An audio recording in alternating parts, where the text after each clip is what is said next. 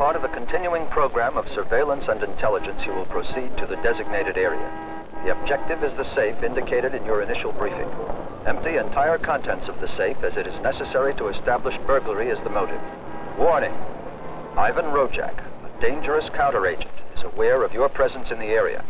If you encounter him or in any way suspect that you or your intentions have been discovered, immediately abort mission. For your own protection, withdraw to Security Area 3.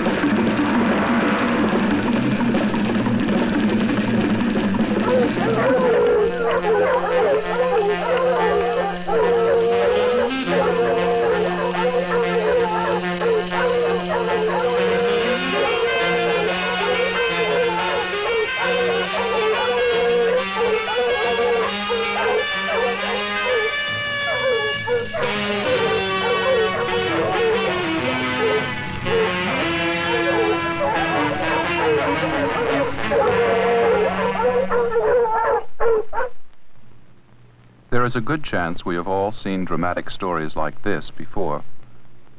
Some of us many times, at the beginning of mystery shows on television or in movie theaters. So it is quite familiar, and we can all understand what's happening. In fact, some of us are so at home with this little episode that we have come to accept it as almost natural, in a way almost real. Just how real are movies? How natural are they? How much do we really understand about how our agent gets about, and what is happening to us in the process? You will find that in terms of your own natural sense of proportion and time, almost everything in this film is unnatural and a physical impossibility. Time as we know it and time in the movies are not the same. Let's take a look at some of the ways in which movies deal with time. Our agent gets into his car and takes off. he travels to another section of town.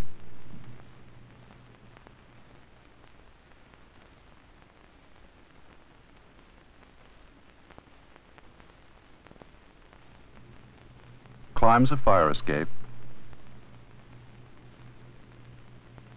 breaks open a window, climbs in and closes it, searches for and finds a safe.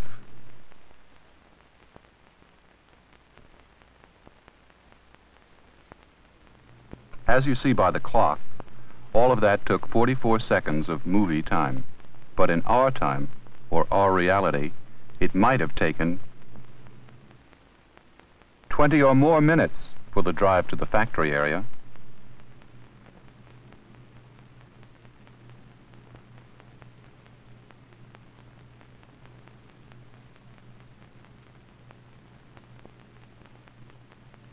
At least 5 minutes to locate and climb the fire escape. Another 5 minutes to investigate and break in. And let's say 4 minutes to search for and locate the safe.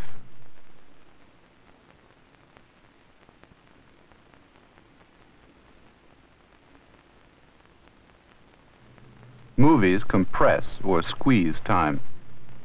In 44 seconds, the movie has accomplished what in reality would have taken half an hour or more. Here's another example of compression of time.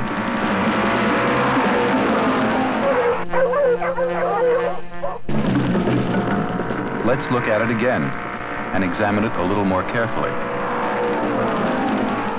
We see one picture and sound go away as another picture and another sound move in to take its place. A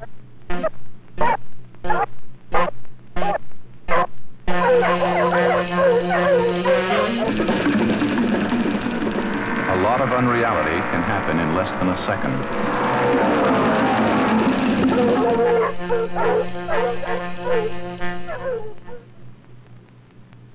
Movies can also expand time or slow things down. Even stop time. So we can examine a particle of time hundreds of times longer than normal. Here is another example of expansion of time. Let's run it again and stop time, so we can get a look at what he's thinking. Here is how we saw it in the picture.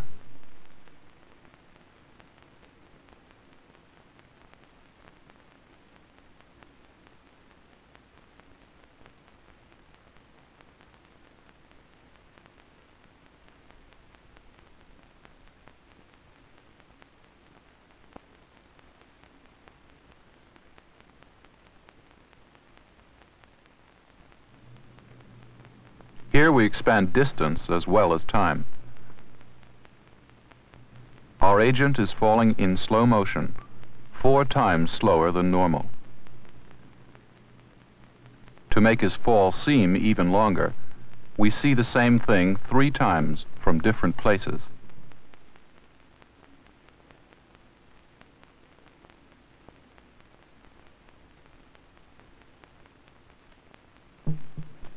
Here are a few other unnatural things movies do to us. They make us see things larger and closer than humanly possible, and hear things louder than normal.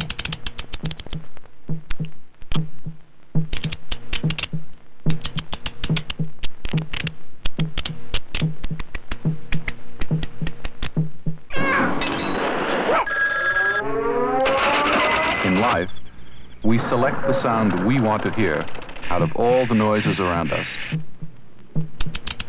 In movies, all the noise is eliminated except the sounds someone else selects for us to hear. Sometimes we hear sounds we don't normally hear, without special equipment, that is. In the unreality of the movie, we, the audience, perform physical impossibilities. We are propelled about at great speeds. moved instantly from here to there. If you think our friend is moving fast, how about us?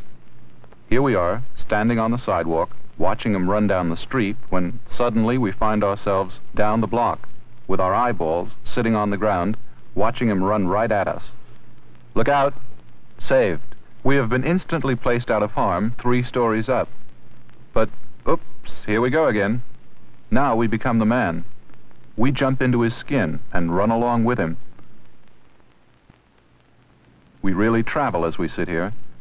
As a matter of fact, in this short drama, we could have traveled over 100 miles at varying speeds, taking hours or even days, all in less than 4 minutes, if you want to look at it that way.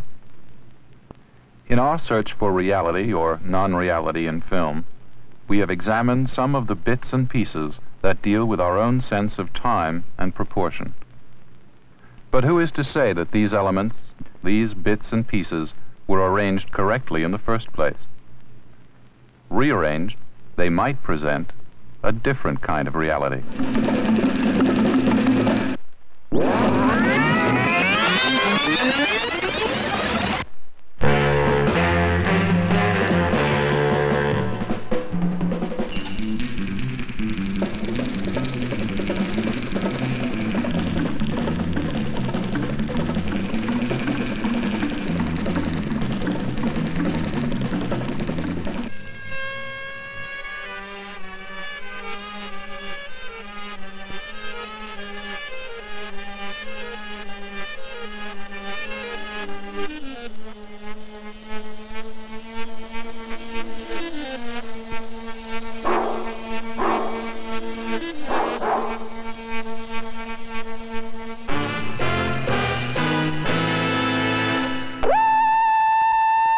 Because movies so greatly affect our lives, what we buy, how we vote, the causes we support, how we relate to other people, and our lifestyles in general, it is important to understand movies. The next time you see a motion picture, keep in mind your own sense of time, space, and proportion.